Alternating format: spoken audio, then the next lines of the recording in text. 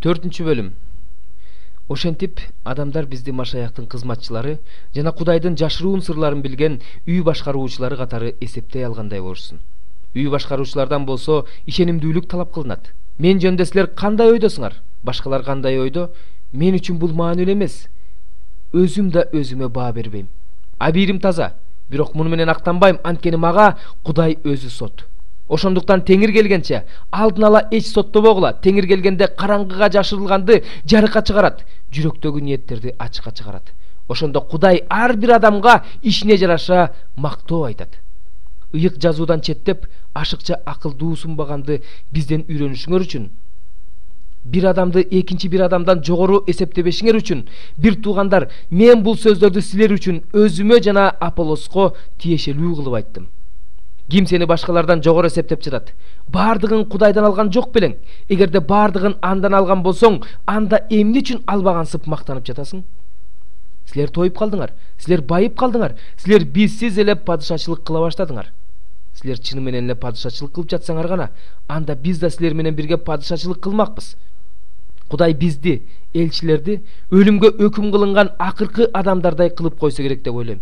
Анткени биз бул дүйнөдө периштелер менен адамдар үчүн тамашага айландык. Биз Машаяк үчүн акылсызбыз. Силер болсо Машаяктын ичинде акылдуусуңар. Биз алсызбыз, силер болсо күчтүүсүңөр. Силер кадыр барктуу, биз болсо кадыр барксыз адамдарбыз. Ушул кезге чейин ачылаңач болуп суусап жүрөбүз. Бизди таякташат, жер кезип жүрөбүз. Өз колубуз менен эмгектенип жатабыз. Бизди жамандашат, биз батабызды беребиз, бизди кубалашат, биз чыдайбыз.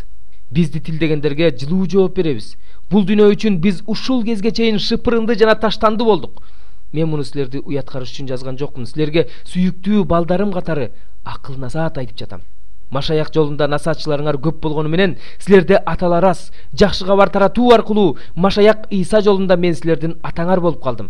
Ошондуктан силерден суранарым, мен Машаяктан үлгү алгандай эле силер да менден үлгү алгыла. Мен силерге Теңирге ишенимдүү, сүйүктүү улум Тиметейди жибердим. Ал менин Машаяк жолундагы жашоомду бардык жерде, ар бир жыйында кандай окутуп жүргөнүмдү силердин эсиңерге салат.